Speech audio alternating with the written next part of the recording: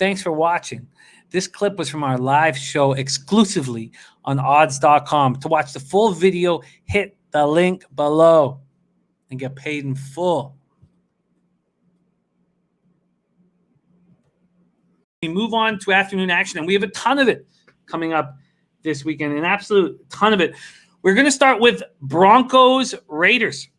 Broncos-Raiders coming off, and this is a tricky situation for me, Bebsy, because in my survival pool, which at this point of the year, you'd be really excited if you were still in. Sure. But everybody's still in. Only that week one had any kind of real upset. And that's where I exited week one. Well, it's not like I haven't even looked at how many people are left.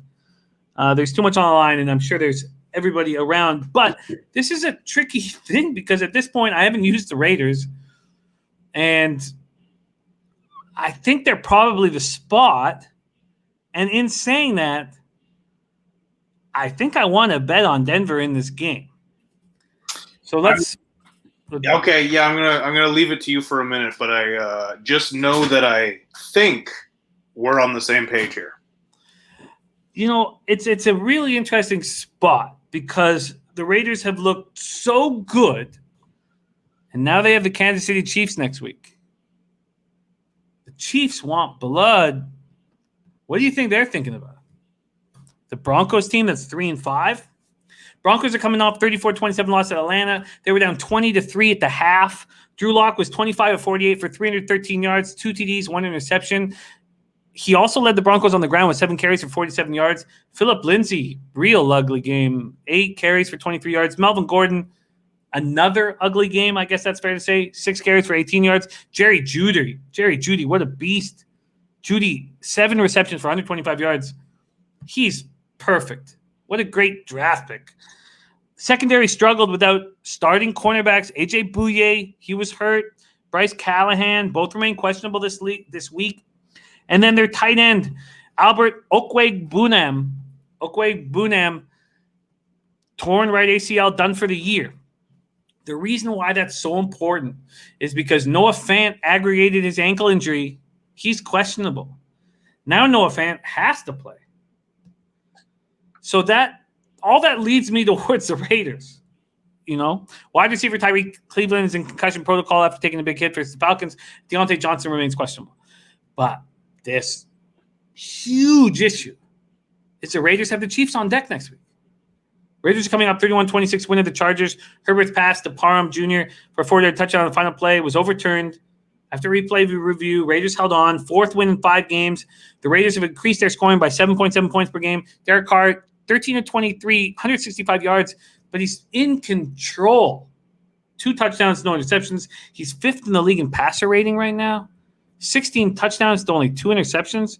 Renfro, 2 catches for 60 yards. Aguilar, 2 catches for 55 yards in the TD. Aguilar's having a hell of a season. Raiders' rushing attack was strong for the 2nd straight game, 160 yards on the ground, averaging 6.2 yards per carry. Devontae Booker's 8 carries for 68 yards. Josh Jacobs, 14 carries for 65 yards. Raiders are tied with the 2nd fewest sacks in the league with 9, despite getting 2 versus the Chargers. That's a problem. Their pass rush is a real problem, and Drew Lock getting confidence. Let's talk more about their pass rush for a second. Max Crosby, 2nd-year edge rusher, has 5 sacks. 2019 number 4 overall pick, Cleveland Farrell, none. 2018 third-rounder, Arden Key, 0. The Raiders are hoping to get first-round pick quarterback Damon Arnett back soon from an injury to his hand. Cornerback Trayvon Mullen has a hamstring injury. Fullback Alex Ingold, ribs injury. They were hurt during the first half of the game against the Chargers. They're both questionable this week. Left tackle Colton Miller, ankle, inactive for the first time in his 3-year career. He remains questionable. He's really trying to return this week. He'll probably be back. Running back Theo Riddick, defensive tackle Maurice Hurst, defensive end Arden Key all remain questionable.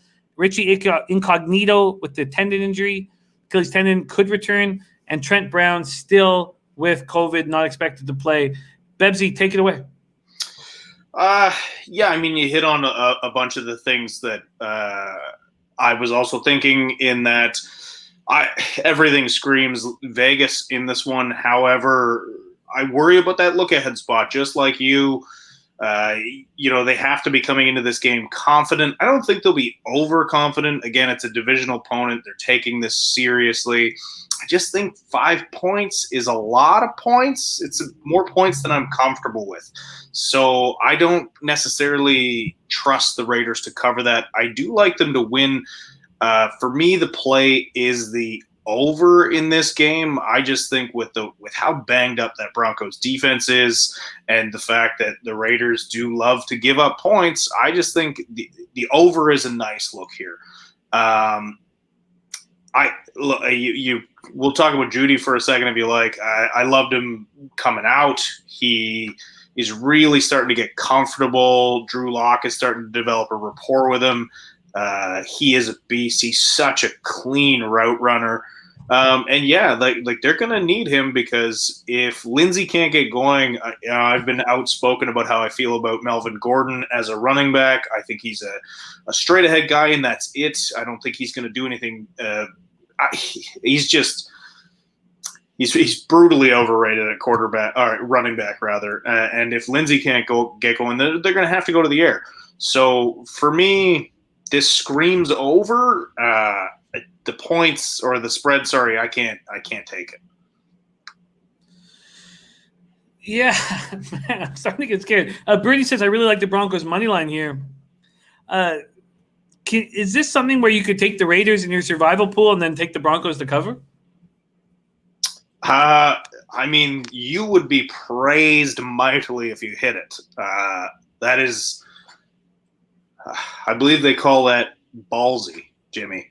There's not a lot of options here because we're this many weeks in and can't use the same team twice. I mean, I feel you. It's not unreasonable to think that. I think there's a chance they cover. I just don't trust it. It's not something I would put money on, but I do like them to win this game. They're just sometimes you can't overthink it. You got to look at who's the better football team. I think that is this spot. It's just 5 points is too many for me to feel confident. Wow, you know what? I think I take that back. Sorry, I completely take that back. I just realized right now while I was looking at everything, I was like, wait a minute. I haven't taken the Packers yet. Okay. Well, I don't need to worry about a thing. Just remind you of that? I don't need to worry about a thing. Okay, I can just take the Packers. Yeah, settle down. Okay, well, then I want the Broncos here. The question I have for you, Bebsy, you talk about the over, and also, so 2 questions. One, do you think this line keeps moving in the Raiders' direction that I could even get? Because the main books that we look at, the leading indicator books, haven't moved it to 5.5, but my book has. My book has moved it to 5.5. And then let's talk about the over. Opened at 50.5. It's now up to 52. Do you want to make the over a look? Yeah, I think so. I mean, there's not a ton jumping out on this card for me. This is one of the plays I do like a lot more than some of the others. Again, it's Vegas has been able to put up points and not been great at stopping people putting up points. And yeah, the Broncos are just a little too banged up on defense for me to like them to shut things down. Yeah, I'm nervous about this, but I lean towards the Broncos. And could I get 6? Why not? You could. I mean, if money keeps coming in on the Raiders here. So the Broncos are the move right now, but I don't need to make this bet tonight. That's the plan. Bebsy, do you want to make the over a look? Yeah, I think I am going to jump on this over here. All right, let's line shop for Bebsy. In spite of Birdie cautioning against this, saying this could be a flat spot for the Raiders, I don't think so. This is still a divisional opponent. Let's see what I can give you right now. The total for the Raiders, Broncos, and I can give you a 51.5.